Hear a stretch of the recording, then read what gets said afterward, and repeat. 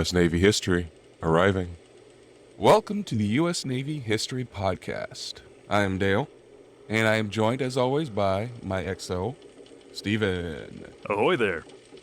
We're going to be picking up where we last left off, our general coverage of the conflict of 1812. So, the British government needed American food for its army in Spain, which they also benefited from the willingness of the New Englanders to trade with them, which is why there was no blockade of New England when everything first started off. British Empire. Sun never sets on it. They couldn't be getting their produce and grain from other colonies? Oh, I'm sure they did, but not in the amount that they were getting from the U.S. Okay. We were such a breadbasket that we were able to, feed literally nations. The whole fertile land thing. Gotcha. Okay. Plus, one of the only areas that weren't in eternal conflict at the time. Yeah, that's an excellent point. Napoleonic Wars are still going on. Which is why they needed the food stuff in Spain. Exactly. So the Delaware River and Chesapeake Bay were declared blockaded December 26th, although illicit trade was continually carried on by collusive captures arranged between American traders and British officers.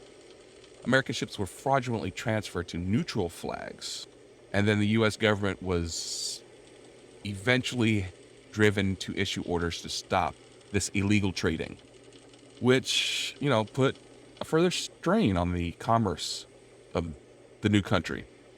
So they were doing the 19th century equivalent of using a VPN in order to trade with the British. Yeah, that's a good way of looking at it. Flag changing. I never, before working with you, would have assumed it was so diverse in its applications. Yeah, it's very good for tricking the enemy, so you can get up close, and also tricking your own country. Getting around economic sanctions. Now, the strength of the British fleet allowed it to occupy Chesapeake, and also to attack and destroy numerous docks and harbors. And also the blockade of American ports tightened to the extent that most merchant ships and Navy vessels couldn't leave port. The frigates United States and Macedonia entered the war blockaded and stayed in London, Connecticut. For the entire length of the war, they never were able to get out to sea. Once the blockade started there. Ah, okay. They finished the war at port. Now, some of the merchant ships were based in Europe or Asia. They continued operating. Others, mostly from New England, were issued licenses to trade by the Admiral Sir John Borlase Warren, who was Commander-in-Chief of the American Station in 1813, which also allowed Wellington's army in Spain to receive American goods and to maintain New England's opposition to the war. Now, the blockade resulted in exports decreasing from 130 million in 1807 to 7 million in 1814. Whoa! Oh my goodness, that is Huge. maybe 6% off the top of my head of what your gross export was previously? My goodness. It's crippling. Yeah. How the hell was the U.S. government paying for anything? The government was mostly getting tariffs for money. Right, that's what I'm saying. Like, I imagine if the exports decreased that much, the imports had to be doing just as bad. Oh, yeah. Right, so was it just a bunch of IOUs like back in the Revolution days? Give us a pass this time, and we'll make it worth your while. Now, ironically, most of these exports were food. Where do you think they went? Well, I'm going to go out on a limb and assume they're mostly coming from New England and mostly going to Spain to help the Duke of Wellington. This food stuff went to British enemies. It was used to supply Britain's enemies. Okay, that's kind of funny. So primarily France. Oh, us too. Oh, okay. And Canada. So Halifax operated as the Royal Navy base that supervised the blockade. They profited greatly from the war. From that base, the privateers on the British side seized a lot of French and American ships and sold it to Halifax. Oh, I never thought about that. So if you're a privateer, not only can you hold on to the goods to sell yourself, you could just sell to the government that's employing you. Yeah, Probably for a decent markup since you're acquiring it for nothing down. just as long as you didn't lose any lives, Oh, sailors are cheap and replaceable. which is one of the reasons why this conflict isn't going anyway. Now, the British fleet that was blockading Chesapeake Bay were based at Bermuda.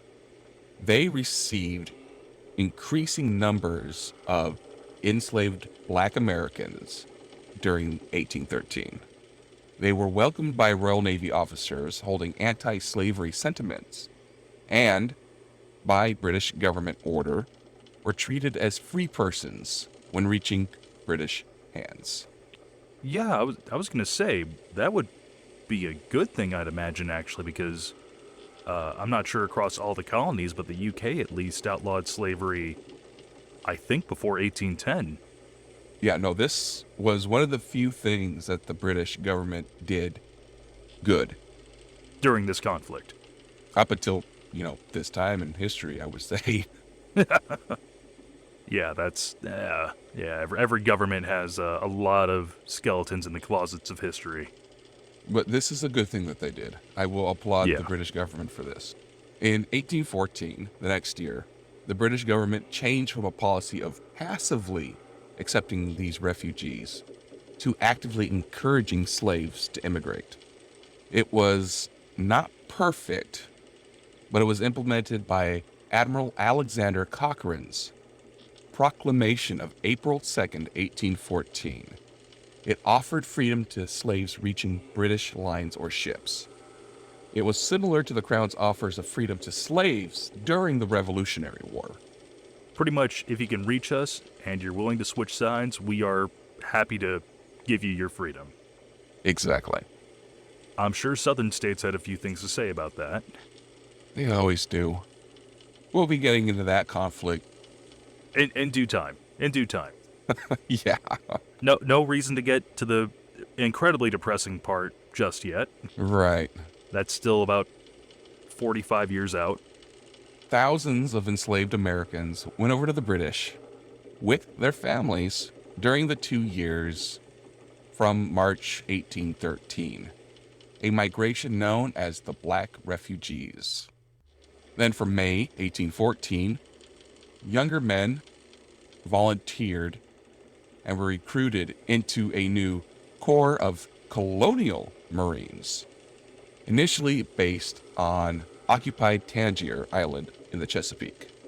Now, these corps companies joined a lot of different companies of Royal Marines in September and became part of the 3rd Battalion Royal and Colonial Marines. Now, these colonial marines compared to Royal Marines, just a name difference, or were they taking that moniker because they have gained a lot of experience fighting in North America? Just because they were identifying them from the colonies. Okay. So they earned a lot of praise from their commanders. These freed men fought for Britain all across the Atlantic campaign, including the Battle of Bladensburg. They're the ones that attacked Washington, D.C. and Baltimore. Now, they also had garrison service in the new Royal Navy dockyard at Bermuda after the conflict. Then these guys settled in Trinidad in August of 1816. Now, 700 of these ex-Marines now were given land and organized villages according to their military companies in the area that has been since known as the Company Villages. Also, a small number of other freed Americans were recruited into the 2nd West India Regiment. Of these men, the British settled most with their families in Nova Scotia and New Brunswick. Well, of those that did not enlist. In 1815, the British resettled 200 black American slaves from the Gulf of Mexico area over to Trinidad. I can't say I'm familiar with that location. Is that another Caribbean island? Trinidad is the larger and more populous of two major islands, the other being Tobago. They lie 6 to 7 miles off the northeastern coast of Venezuela, which, is on the continental shelf of South America. Right. Huh. Well, today I learned where a certain island is. So back then, Maine was part of Massachusetts. Mm-hmm. It was a base for smuggling and illegal trade between the U.S. and the British. Until 1813, this region was really just quiet, except for privateer actions near the coast. Now, in September, there was a big naval battle when the Enterprise fought and captured the Royal Navy brig Boxer off Pemaquid Point. Now, the first British assault in this area came in July when Sir Thomas Masterman, what a name, That is well done. I think you win this conflict just for best last name. well, his last name's Hardy, but that's a wonderful middle name. I mean, he probably just introduced himself as Masterman. I would. Tell me a story, Papa. All right, I will tell you about Masterman and how he beat the crap out of those Yankees. Yay! Yep, he took Moose Island, and he did it without firing a shot. Did he go to the island and sway the mooses to the British cause? He probably just shouted from the ship, "I am Sir Thomas Masterman. Surrender to me." And then the entire garrison at Fort Sullivan surrendered. All right, well, we found the British Captain Britain of 1812, I guess. I like this guy. So Sir John Cope Sherbrooke, in September of 1814, from his base in Halifax, Nova Scotia, he led 3,000 of his troops in the Pebscot expedition. In 26 days, he raided and looted Hampton, Bangor, and Machias, destroying or capturing 17 American ships. He won the Battle of Hampton. He lost 2 guys and killed 1 American. You know what? I think we can still call that a win for him. Losing 2 sailors and capturing or destroying, did I hear that right, 17 vessels? During this whole expedition, Over 28 days. 26. Okay, so a hair under 4 weeks. This was still just the first one.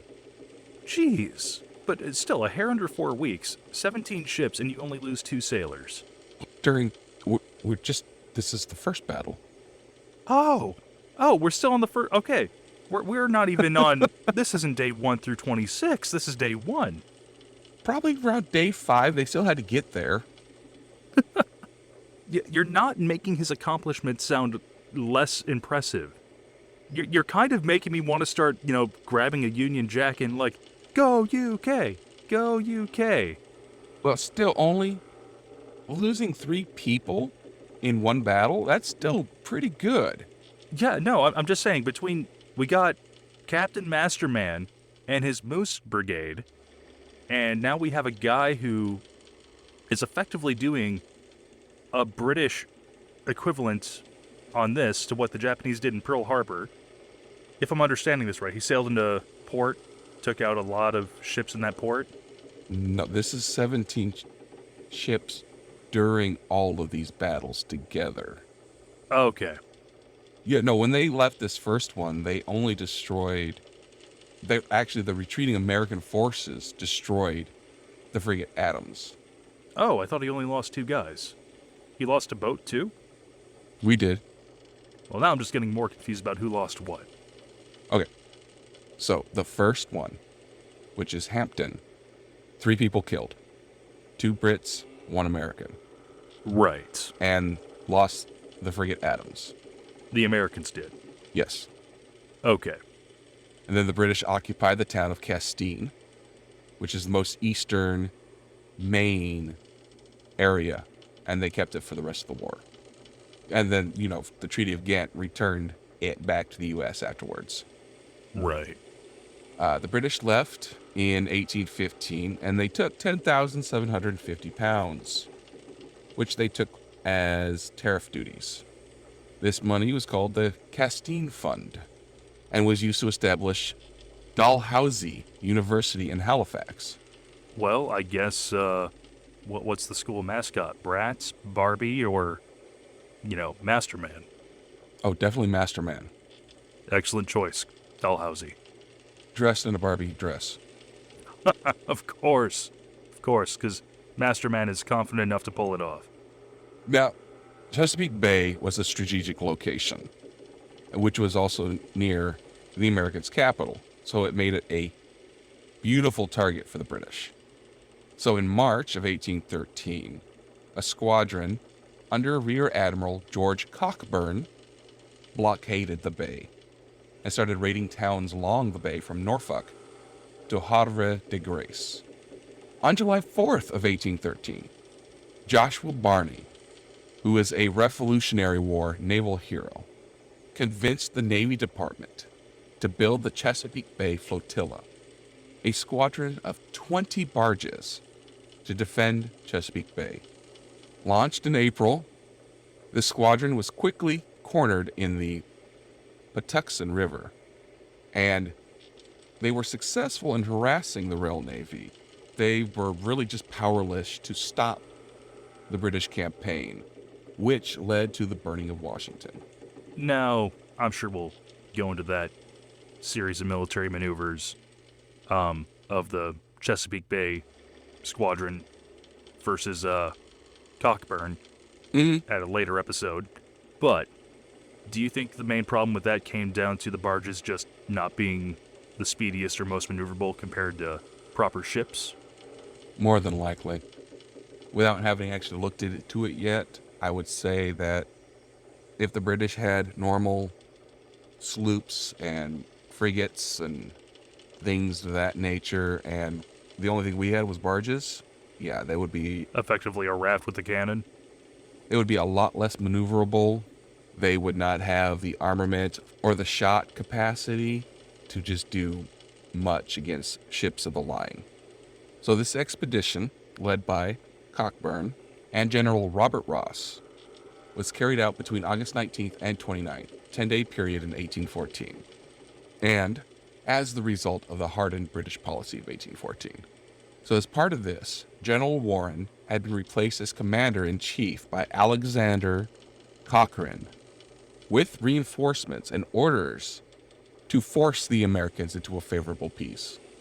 The governor-in-chief of British North America, Sir George Prevost, had written to the admirals in Bermuda calling for retaliation because the Americans sacked York, which is now Toronto.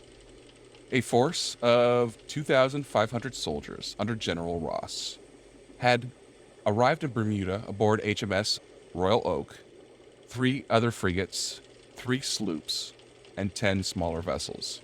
They were released from the Peninsula War by British victory, and the British, they intended to use them for diversion raids along the coasts of Maryland and Virginia. But because of Prevost, they decided to employ this force together with the Navy and military units already on the station to strike Washington, D.C. Yeah, that's a pretty effective attention getter. So the Secretary of War, John Armstrong, he insisted that the British would attack Baltimore rather than Washington. What was he basing that claim on? He was just an idiot. Because the British Army was obviously on its way to the capital. Now, they also had an inexperienced American militia congregated at Bladensburg in Maryland to protect the capital, but they were routed in the Battle of Bladensburg, opening this route to Washington. On our part, it was just gross mismanagement, terrible performance, and essentially overthinking everything. Like, oh, they're bluffing. That's a diversion. The real thing's gonna be coming way over there. Yeah, I know they're putting everything here, but that's a diversion. The real force is coming somewhere else. Yeah, the British were able to outsmart these guys. And then the militia that they put in place to protect Washington, D.C. were inexperienced and, ran at the first sign of trouble.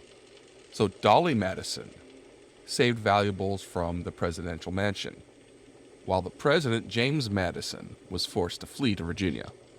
The British commanders, when they got there, they ate the supper that had been prepared for the president before they burned down the presidential mansion.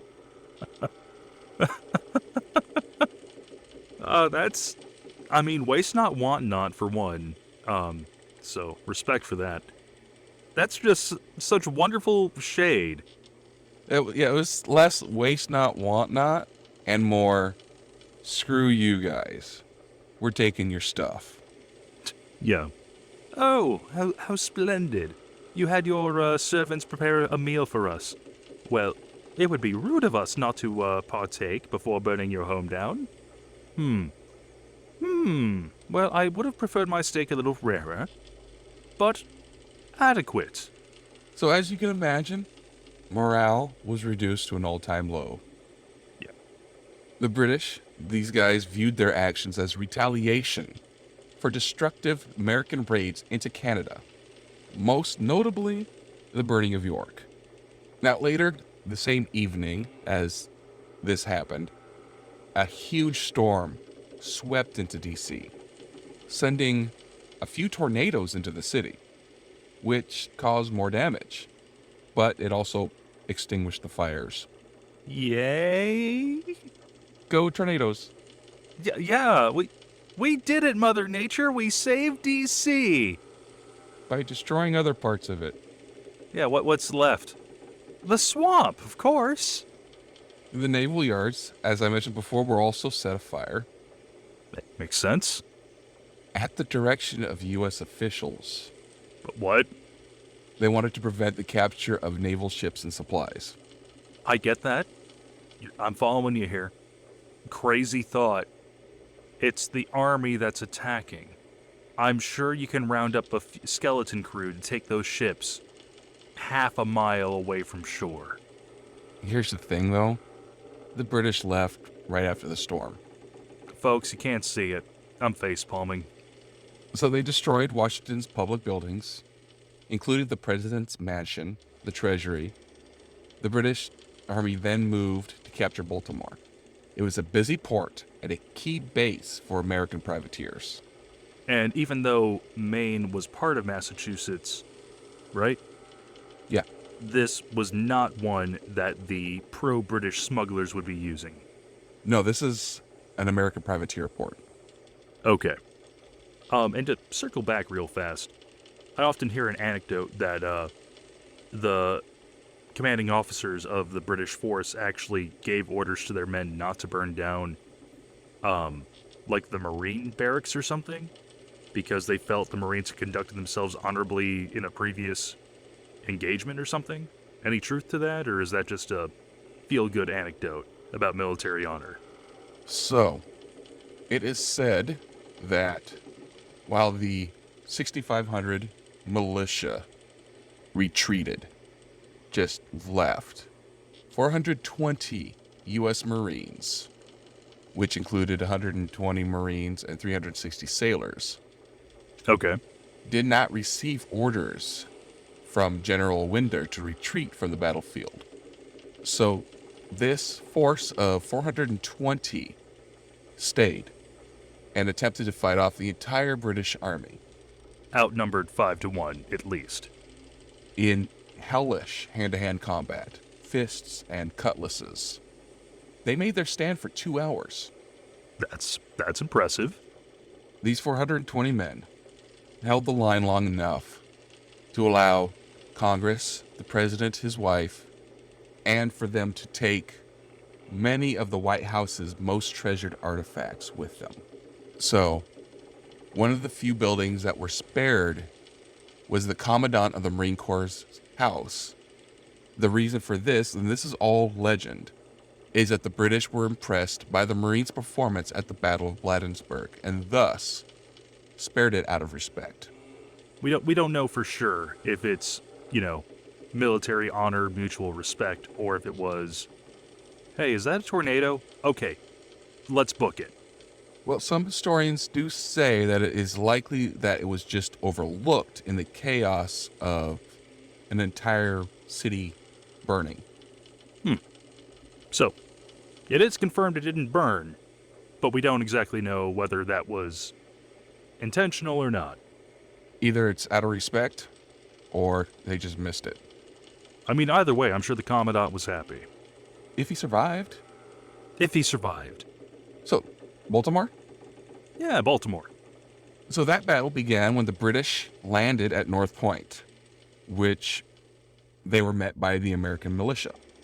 So an exchange of gunfire began, and casualties on both sides. General Ross, he was killed by an American sniper while he was trying to rally his troops. And then, the sniper was killed just a second later. Aw. But the British did withdraw. If the officer in charge of the overall campaign is taken out, that does put a damper on the overall momentum of your engagement.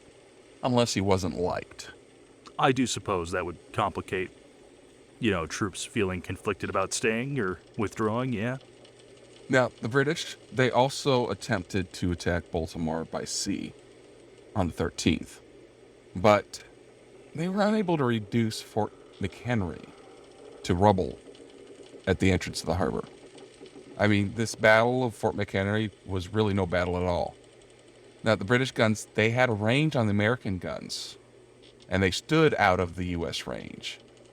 And then they bombarded the fort. And of course, the Americans couldn't return fire because they were out of range. They were supposed to coordinate with a land force, but from this distance, coordination was impossible. So the British was like, no, we're done. We're leaving.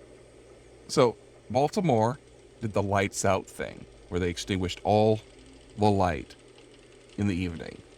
And the British bombarded that fort for 25 hours.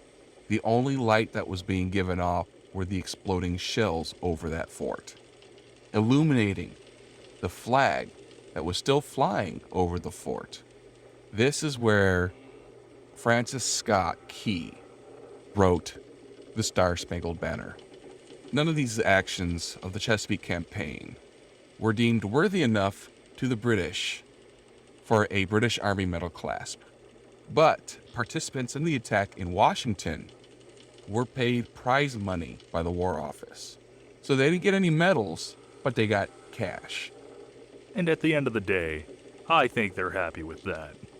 But I am a little surprised that they didn't offer medals because while the Chesapeake campaign ultimately didn't really do anything in the grand scheme of things, you burned down and completely emptied the opposing nation's capital. I feel like that's worth a shiny piece on your chest.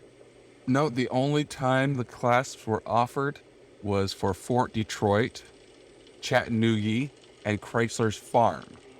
Okay, I'm not going to pretend that makes any sense at all to me, but I'll just smile and nod.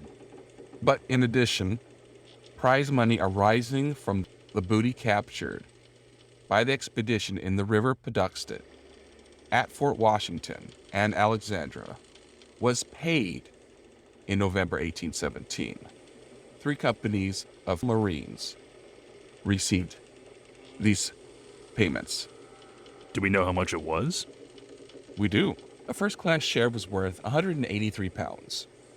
And that works out to roughly 16,680 pounds and 73 pence. in 2021 dollars. Now, a 6th class share, which was what a ordinary Marine would receive, was worth £1. What? That's... You could get 2 tanks of gas. 91 pounds and 15 cents. Now, there was a second payment in May of 1819. And how much was that? A 1st class share, £42. Okay, that is about 3,828 pounds and 36 pence. Now, the ordinary soldier, Don't tell me another pound. 9 pence. Which, that is like 8 pounds and change. My goodness. Average foot soldiers just get screwed over consistently, don't they? Traditionally, it's tradition. Well, from a terrible Yankee to the ghost of Redcoats past, you guys got screwed, I'm sorry. Even now, your basic rank in the military is E1 to E3. These are the majority of your fighting men and women. These are also the lowest paid people in the military. So, it's still going like that nowadays. That's just crazy to me that it's such a low payment for taking out the opposing nation's capital. So, Jefferson said that Canada could easily be overrun. I recall that being stated. We just had to march. It's a matter of marching, he said. And many loyalists had migrated to Upper Canada after the Revolutionary War. There was also significant non-loyalist American immigration to the area due to land grants for immigrants. And the U.S. assumed that these guys would favor the American cause. But no, they didn't. I mean, you're literally marching into their home and saying, "We're rescuing you." From what? So in pre-war Upper Canada, General Prevost was in the very unusual position of having to purchase provisions for his troops from the Americans. This Oops. weird trade persisted, well, throughout the entire war, in spite of the U.S. government trying to stop it. Lower Canada... Listen. Oh, yeah. Listen, I hate you. I hate everything you stand for. But you got money, and I have goods. Let's make this happen. I will pause shooting you in the face just long enough to take your money to give you food. What's target practice if they starve to death? Exactly. I mean, it gotta have to be a challenge. Let them shoot back. Keeps your men on their toes. Yeah. Now, in Lower Canada, there was a huge population. It was a lot more people there than in Upper Canada. And so support there came from the English elite, which were strongly loyal to the Empire, but also from the Canadian elite, who feared that the U.S. would come in and destroy the old order and take over everything and introduce Protestantism, Angelicization, Republican democracy, and commercial capitalism, while also weakening the Catholic Church. The Canadians feared the loss of a shrinking area of good lands to possible American immigrants. I don't have anything to say to that one. But Upper Canada is is Quebec, and Lower Canada is what is roughly Ontario now, right? Or am I getting that swapped around? So Quebec, modern Quebec is north down to about where Ottawa is. Ottawa's right on the border of Ontario and Quebec, and then Ontario goes a little bit further south and then jumps west. Okay. So I forgot about Ottawa, but Quebec is upper. Ottawa and Ontario are Lower Canada. Ottawa is in Ontario, Lower Canada. Oh, right. Ottawa's the city. Yes, Ottawa is the city. 1812 to 13. The British military experience was a winning one over the American commanders, who were very inexperienced. Mm-hmm. Geography also dictated that operations would have to take place in the west, like near Lake Erie, also near the Niagara River, between Lake Erie and Lake Ontario, and also near the St. Lawrence River area and the Lake Champlain. So, do you think a big reason that American commanders were struggling is, with the exception of skirmishes with Native American tribes, this was their first taste of real war since the Revolution, and all of those folks were out of the military game at that point? This is exactly why. Because the Navy has been able to cut its chops on, you know, pirates in the Mediterranean Sea, French privateers in the Caribbean, so... And that was less than a decade and change back, so they've gotten their practice in, they've worked out the kinks. Correct. The Navy and Marines, they were getting all the combat experience. The Army was their experiences with the Native American peoples. Going up against a, in that time, modern technological military was something completely different. Right. Yeah, dealing with natives was guerrilla tactics and raids, whereas this was, you had to actually think about grand strategy, defensive formations, feigned attacks. Yeah, a lot of that, plus the weaponry itself. With the Native Americans, you had bows and arrows, tomahawks, a lot of hand-to-hand fighting. If they had muskets, it was, acquired either through British suppliers or other traders, but not every tribe, and if the tribe had them, not every member of the tribe had muskets, most likely. Right. And another contention for this war is because the British kept arming the Native Americans. So because of the geography, the focus was a three-prong attack by the Americans in 1812. They were trying to cut the St. Lawrence River through the capture of Montreal and Quebec, which would have made Britain's hold in North America unsustainable. The U.S. began operations on the western frontier because of the general popularity of a war with the British, who had sold arms, again, to the Native Americans, opposing these people.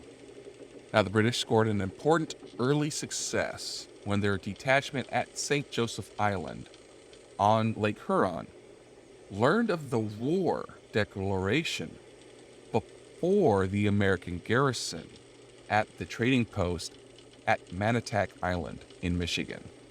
So a small force landed on the island July 17th and mounted a gun overlooking that fort. The British fired one shot from this gun, and then the Americans were completely surprised and surrendered. And this early victory encouraged the Native Americans, and large numbers moved to help the British at Amherstburg. This island totally controlled access to the Old Northwest, which gave the British control of this area. But more vitally, a monopoly on the fur trade. Yep, the Hudson Bay Company was a very, very profitable enterprise for quite some time. Now, an American army under the command of William Hull invaded Canada July 12th, and his forces were mainly composed of untrained and ill-disciplined militiamen. Remember this? What could possibly go wrong? Now, once on Canadian soil, Hull issued a proclamation ordering all British subjects to surrender, or, quote, "the horrors and calamities of war will stalk before you."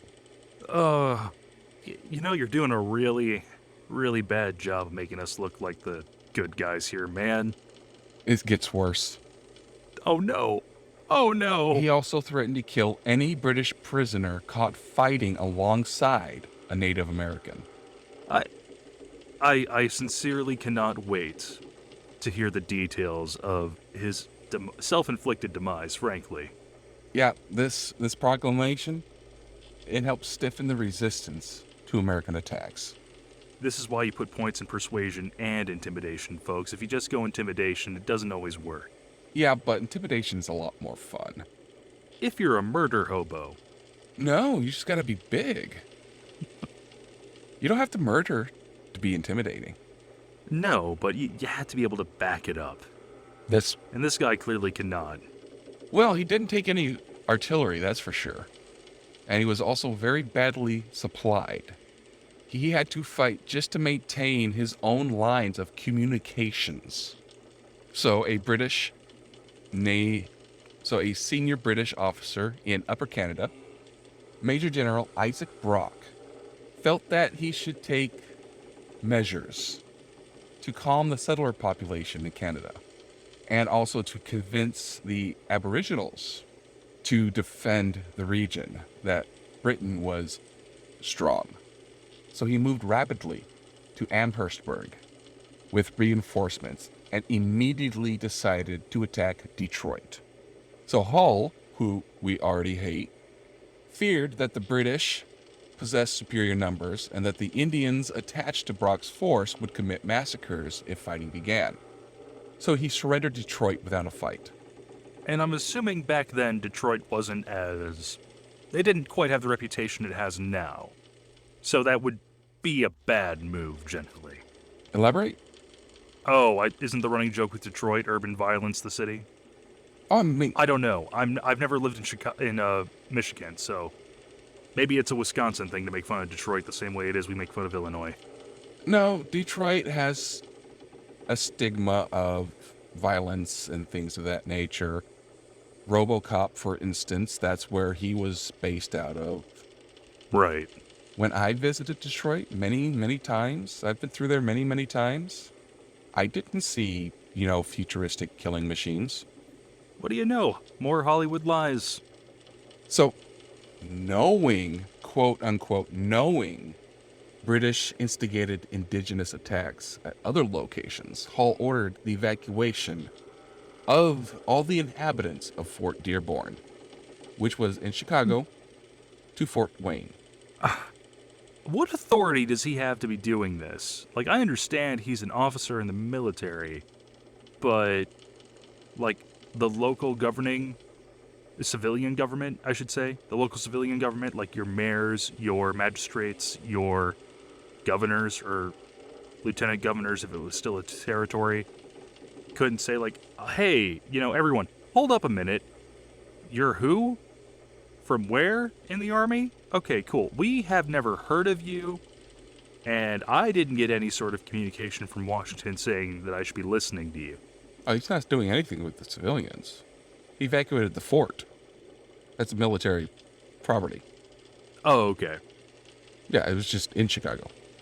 No, he Okay. has no authority to evacuate Chicago to Indiana.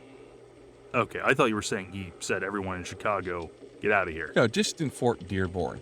I just said Chicago because nobody would know where Fort Dearborn was. But everybody knows where Fort Wayne is, so. I'll take Texas for 200. Indiana. Fort Wayne, Indiana. That's a place. So, after initially being granted safe passage, the Potawatomis attacked them on August 15th, after traveling only 2 miles in what is known as the Battle of Fort Dearborn. And the fort was burned. Noticing a running theme in this war. Burn it down. You are denying the enemy access to anything that they could use against you. I'm not saying it doesn't make sense. I'm just saying there is a very noticeable uptick in arson compared to what we've seen in the past on this podcast. It happens. Yeah.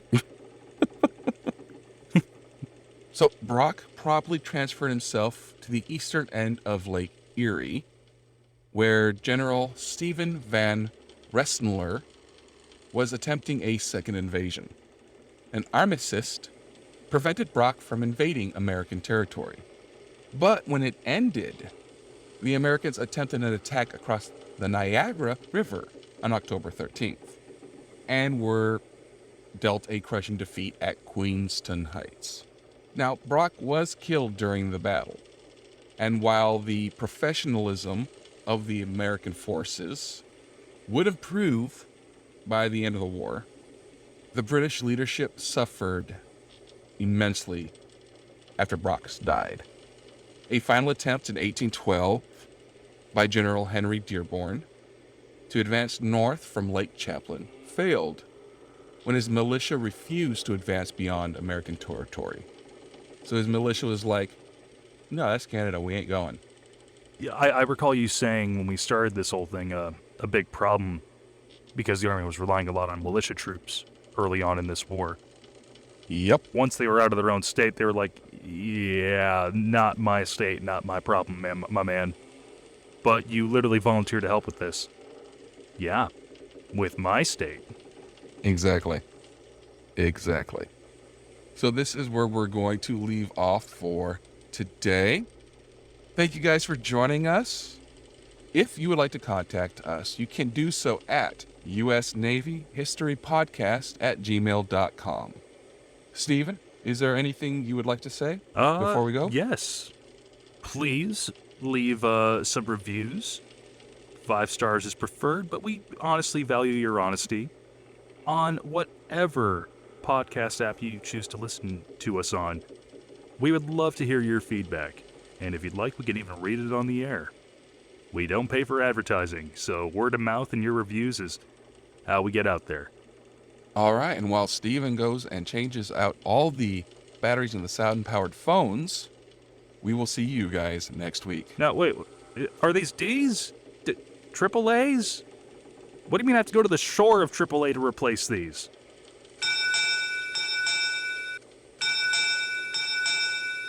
U.S. Naval History Podcast, departing.